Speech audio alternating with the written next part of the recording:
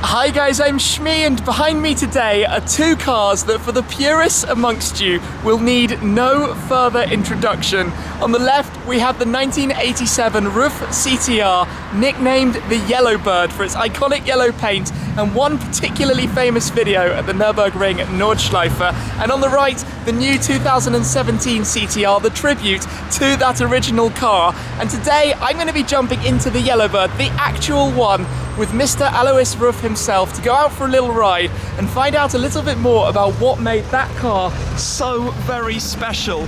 RUF built it on top of the 1987 Carrera 3.2, enlarged the engine to 3.4 litres, a car that had nearly 500 horsepower and weighed just over 1,200 kilos. And look at it, it's the iconic paintwork that's made it so famous. It was nicknamed the Yellowbird by Road and Track magazine, and that is it, that is the one. There were only 29 ever, and it sat right here. Then fast forward a 30-year period and you have the new car, the 2017 CTR that was introduced at the Geneva Motor Show earlier this year. This is a prototype of the car, but 30 cars, 30 years. It has a carbon fibre monocoque for the rear engine. It's the only car with a carbon fibre monocoque that has the engine at the very back. It has over 700 horsepower, over 800 Newton meters of torque, and this looks set to be a very, very exciting machine. But just seeing the two of these together side by side, the CTR from the 80s, the CTR from the 2010s, if you can call it that, these two and the original Yellowbird that we're going to be jumping into shortly is really quite something. And like I said, the purists amongst you probably know everything there is to know about this car, but let's jump in with Mr. Ruf, find out a little bit more about the original CTR, the new CTR, and the story of this Yellowbird.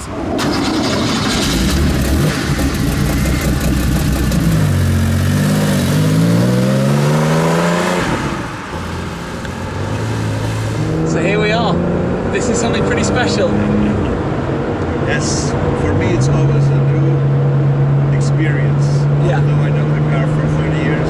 Yeah. But it's always a great moment when I can drive this car.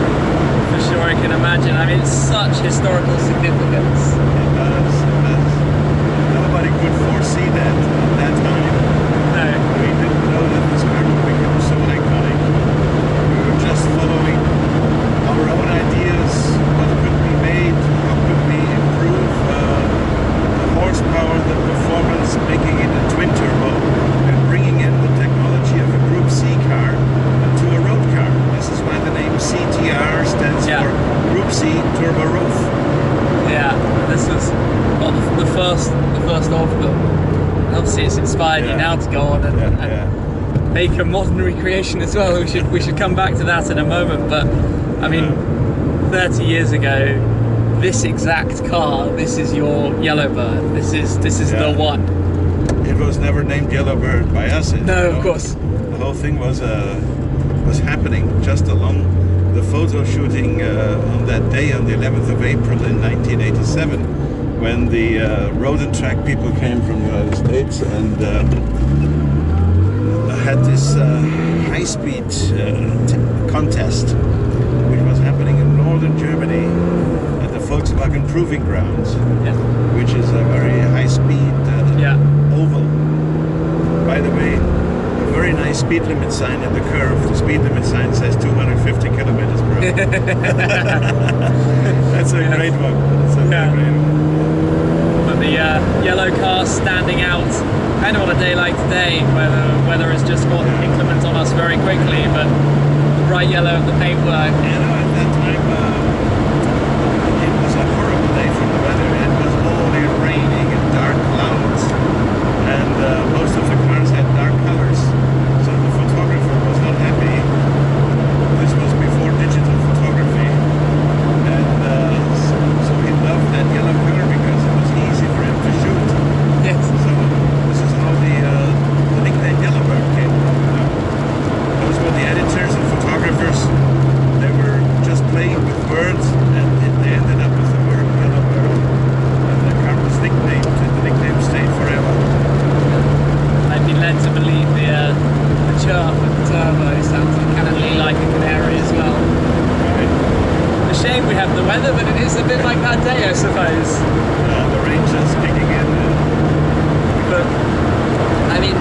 this has gone on now to create the 2017 version that you've... The 2017 version is in the footsteps and is getting ready. And the fact that we have sold those cars, pre-sold them immediately, within a few days, shows how well known and how highly the image has been placed for this car, for the CTR, that there's a lot of heritage and history in it. And that makes us very proud. You know, it's I'm the second generation in this company, and the Yellowbird was really the highlight in my career. And that we can go for a second one, second generation Yellowbird, is a great, great deal for me. It gives me satisfaction, end of my 60s, that I see, oh, that plant has really, really planted new seeds again, and it's coming back, and people are looking for the second generation. You know, it's fantastic. And what was sort of the inspiration to recreate that, to start working on it? Well, very simple. We were always talking about what was the real success story behind the Yellowbird. It was low weight, of course, a lot of horsepower, but not crazy a lot of horsepower, because now the cars become heavier and heavier. Horsepowers go much, much higher. But there is such a thing. It's not only the power-weight ratio that makes a car, it's the absolute weight. Yeah. You know, the absolute weight is really what you need and what you want to feel in a real sporty car. That when the name sports car belongs to the generic word of the sports car. And this is the idea. It has to be lightweight, you know. And other people like Colin Chapman were only preaching that. And I can also only preach that, you know. Yeah. And when you think about that, it's the most important rule that you have to follow. Keep your weight down. Horsepowers are great, but every horsepower feels better when the car is light.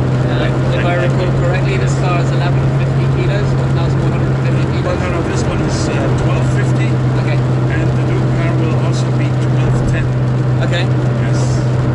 With more horsepower than this car had. This is high 400s. Yes. And I said, how you feel your car. The best thing is you don't feel it. You have to drive in it. You think you're driving your jeans, you know. Okay. And that's the best, so you don't feel the weight of the vehicle.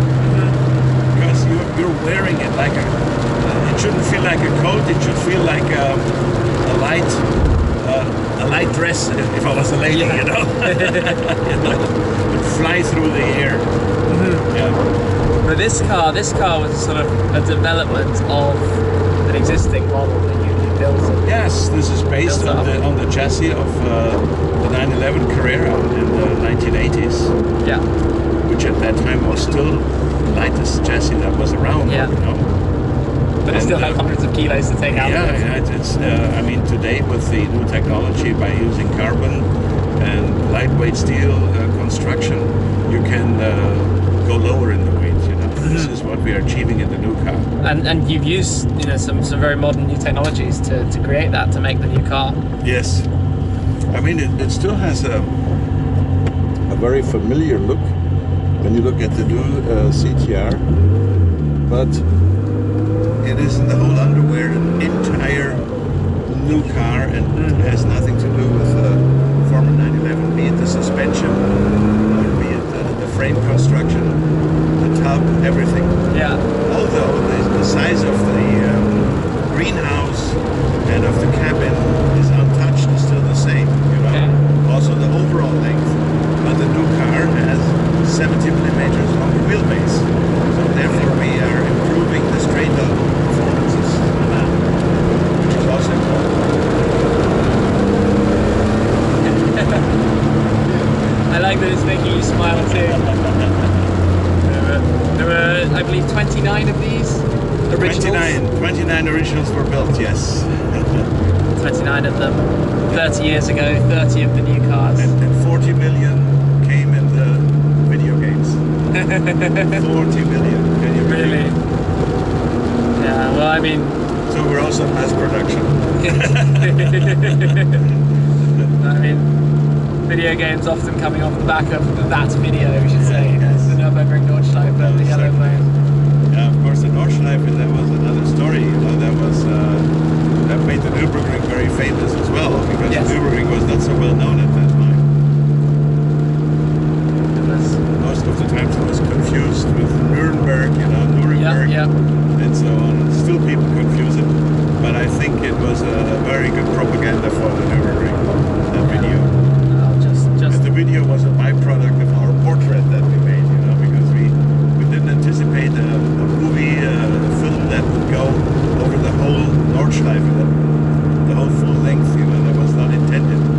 We just said maybe there's some real guys want to see the whole Nürburgring, so while we are here and we're spending all that money with the helicopter and so on, we might as well do a whole lap.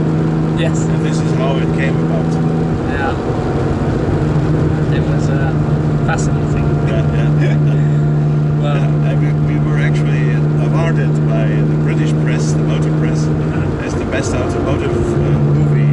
oh really? Yes, that was about 10-15 years ago we got that. It was very nice. For sure. I think it was Evo magazine. Yeah. I always love going to the Piston Klauser and always watching the video playing on the screen while eating a steak. Yes.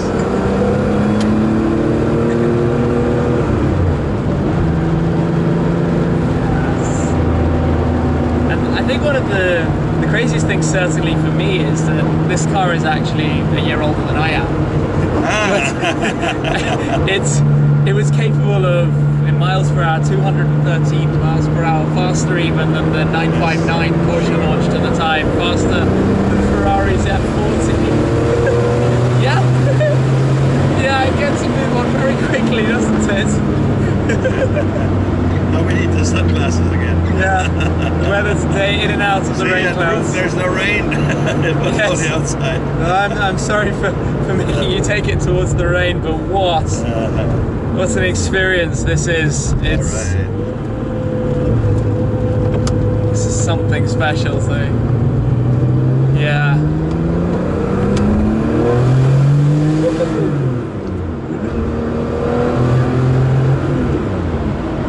I think one of the biggest things for me is how much you still enjoy this. This car still to you clearly means quite a lot. It has a lot of significance. And yeah, I'm a little bit out of words. There were several people who wanted to buy this baby from me, and I didn't I can sell imagine. it. I was reluctant to sell it, and I'm glad I didn't sell it. So it's there. It's a piece of me, a piece of our history. Yeah. It's our landmark. It's important. Is it the car for you? Yeah, I and love everything. many other cars too. You know, I have a whole harem of cars. Yeah, sure. But I mean, of the cars that wear your name. Yeah, of course. It's the most famous, and it's the car that I love the most. There's no question. Well, maybe even with the new one, when the new one's up and running. But I mean, it's fun how you work on sort of projects that are so different between each other. You know, looking at this car, looking at the CTR3 Club Sport, completely different ethos. Not necessarily CTR3 ethos, Club but Sport, style. of course. This is another era, another type of an animal, you know, Yeah. which is clearly different. But it started this way, you know. And originally we wanted to make this car also with a lot more different style in the body. But then we thought, no, we better don't touch that, because the 959 was expected to come out, and this was the car that is supposed to beat everything, and so we had a lot of respect for that. So we said, let's stick with the technical side and just make a couple of subtle differences to the body, where we can improve something in the aerodynamics and so on, but we didn't make radical changes in the body. Yeah. But there were sketches. This car was supposed to be called the 945R. Okay. That was the idea at that time, yeah. All right. but absolutely breathtaking. okay, good. All right, excellent. Thank you very much. Thank you. Thank you for the Thank you, Tim. opportunity to Oh, join sure, you. certainly. Appreciate All right. it. Looking forward to watch it on the screen. Eh? Thank okay, you. Good. All right. Wow, what can I say? What an experience. That was it. The original Yellowbird, but let's take a proper look at the new car, because this is the car that is easily misidentifiable as a 911. It is not. It is built in-house by RUF. It is created, developed and made by them. So where the original car, the original CTR, was based on a 911 Carrera, this one is actually completely created and designed by them. It has the look and image of an old Porsche, of a 911, but it isn't. It has a completely new body. It has new headlights they've developed for the car. Everything about it is modern, is new. Obviously the engine back here at the rear wheel drive. We can catch a quick glance at the interior. It has bucket seats. It's fully Alcantara'd. It's just going to be, I mean, these are iconic 911 traits. The 5 dials, the key slot to the left. Just, oh boy, this is such an incredibly special thing. And actually back on the inside, you can even see bits of the monocoque here. You can see the carbon fiber of the monocoque. The floor underneath the mats is all carbon fiber. That is what creates the stiffness and the lightweight side of things, along with sort of everything else you can imagine being made from the most lightweight of materials.